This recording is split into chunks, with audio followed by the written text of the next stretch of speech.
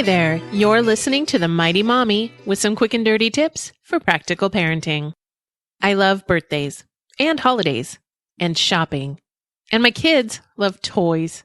If that isn't a dangerous combination, I don't know what is.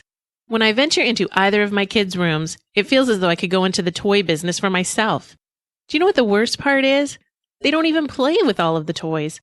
They do enjoy dumping the toy bins out on a regular basis, but a rare few of the items actually have the mark of a child's sticky little hand.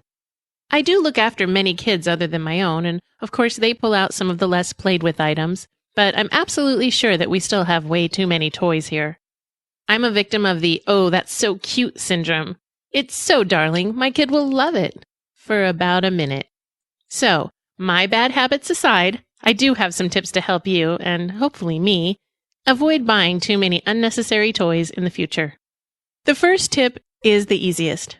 Do not buy on impulse. If you see an item you previously did not know existed and you think you must have it, make a mental note to come back to it later. Give yourself time to think about it while you finish your shopping. If you are not still absolutely certain that you need it, you probably don't. If it's something your child thinks he needs, write it down and save it for that list you send to relatives on birthdays or Santa during the holidays. Remember, just because a toy entertains your child in the store doesn't mean it's going to have the same effect at home amongst all those other toys.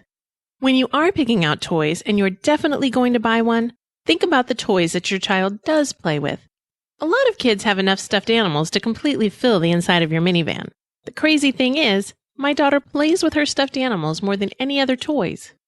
My son is more interested in electronic light-up games that ask him to find the letter Q.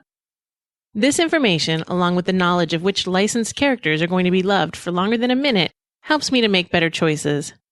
I know and love that my daughter likes to use her imagination. She likes to be in complete control of what her toys say and do. Therefore, quiet, still toys are the best choice for her when she wants to play pretend. When we are at the store and she tells me she wants the new horse that walks and talks or the bear that reads stories, I know that these toys will be quickly tossed aside and I avoid those purchases. Just because I write it on the list doesn't mean she's going to get it later. But if she suddenly changes gears and starts playing with her existing toys in that category, I'll know what else is out there. I'll have a list. I'll give the list to Grandma.